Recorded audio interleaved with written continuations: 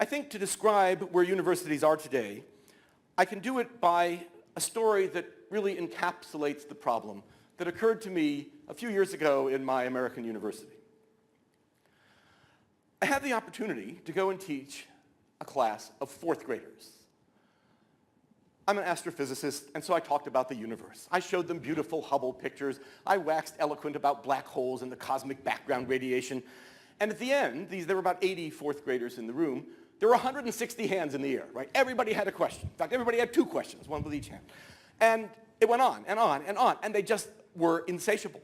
They were finally, dragged out by their shirt collars by the teacher to go to lunch. They were still asking questions. And then I took the bus back to my 4 o'clock seminar with first-year students, a seminar in science that all students have to take at my university. And I only had 20 of them in the room. I walked in a few minutes before class, and it was the usual situation. 2 of them were texting, 3 of them were on Facebook, a couple of them were asleep. But the rest had their pads at exactly the right angle. They had their pens poised, and you could read what was behind their eyes. Okay, so in an hour and 55 minutes, this seminar will be over. And 5 more of these seminars, and my first term will be over, and I'll be 1/8 of my way to Harvard Law School. Sir Ken talked about the linear approach to education that we have. These students have bought into it. They're on a road, there's some hurdles they have to jump, and they'll keep going in a straight line. We were going to discuss this fascinating article on the neuroscience of the brain, and I looked at them and I said, why aren't you more like fourth graders? Being first-year students, not recognizing a rhetorical question, 5 hands went up.